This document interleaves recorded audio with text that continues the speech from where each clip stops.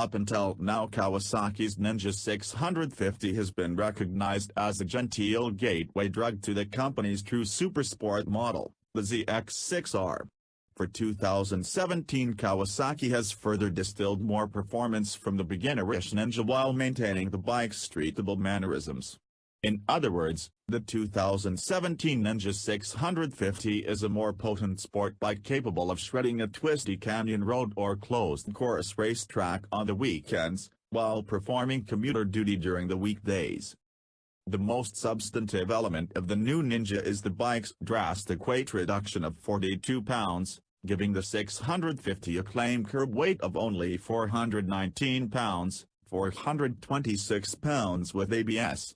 In our middleweight intermediate sport bike shootout from 2014, the Ninja 650 tipped the most scales at 465 pounds, 461 pounds for the Honda CBR 650F, 470 pounds for the Yamaha FC6R. If we were to conduct that same comparison today, the Ninja would have a whopping 35 and 44 pound weight advantage over the Honda and Yamaha, respectively. You can't help but feel the bike's increased maneuverability at around town speeds, or especially when transitioning through a tight set of switchbacks. For newer riders, a lighter curb weight is less intimidating, while experienced pilots will appreciate its newfound flexibility.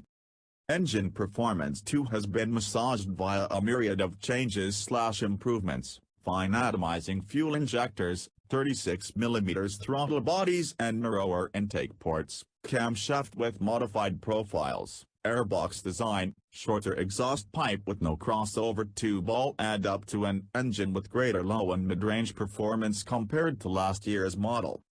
Usable power from the Ninja 650's parallel twin is abundant and corresponds with Kawasaki's claims for improved low and mid-range. The engine is a willing participant in almost any situation, whether it be building revs from as low as 2,500 revolutions per minute in 6th gear without shuddering to snappier responses in 3rd spinning at a more aggressive 6,000 revolutions per minute. Some vibes are going to creep through, but nothing excessive for two pistons in a parallel arrangement. In the technology department, the Ninja 650 comes outfitted with an assist and slip clutch which provides a light pull at the adjustable clutch lever, and the ability to row the gearbox with successive downshifts without fear of locking the rear wheel. The transmission also features a positive neutral finder that makes it easier to find that gearless position between first and second. To complement the Ninja's sportier nature and aggressive new looks, Kawasaki reconfigured the bike's seating position. The handlebars are now 25mm, 1 inch, more forward and 42mm lower compared to the 2016 Ninja 650. As far as we're concerned, this was a nice tweak to help performance while not putting too much weight on a rider's wrist. In our previous shootout we complained that its front end was vague because there's so little weight over the wheel due to the handlebar position. This new handlebar placement should help remedy that complaint. The Tallarivismo testers also had problems with the seat-to-foot peg distance in that 2014 shootout. For 2017, Kawasaki moved the foot pegs 60mm forward, and while they also lowered the foot pegs 15mm, they also lowered the seat 15mm. The shorter seat height should help less taller folk, but during our day ride, the uncomfortable bend in my knee didn't go unnoticed, so our complaint about the seat-to-foot peg distance will probably remain, at least for riders pushing 6 feet in height. Stopping power comes by way of new Nissan 2-piston calipers gripping 300mm discs up front, while a single Nissan caliper clamps on a single 220mm disc out back. We complained about how much pressure it took to get the old brakes to quickly slow the Ninja 650, and these new binders seem to perform much more efficiently. New ABS is the Bash 9.1M slider and offers more precise anti-locking measurements.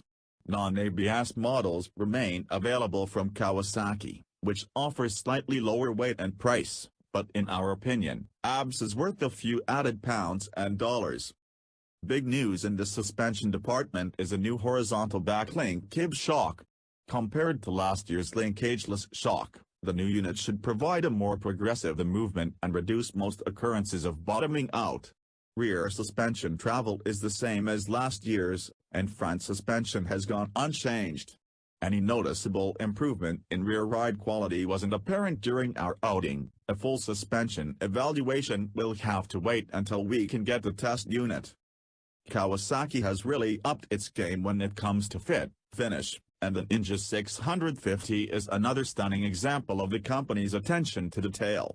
The Ninja 650 isn't an A-list celebrity, but Kawasaki sure seems to treat it like one. Everywhere you look on the bike speaks quality.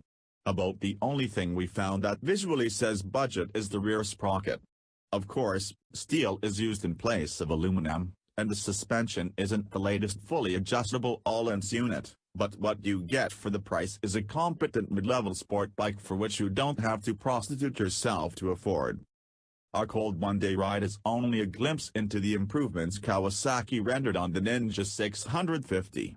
Once we get a test unit for a more in-depth evaluation, and a shootout against some of its competitors, we'll know better how well the improvements perform.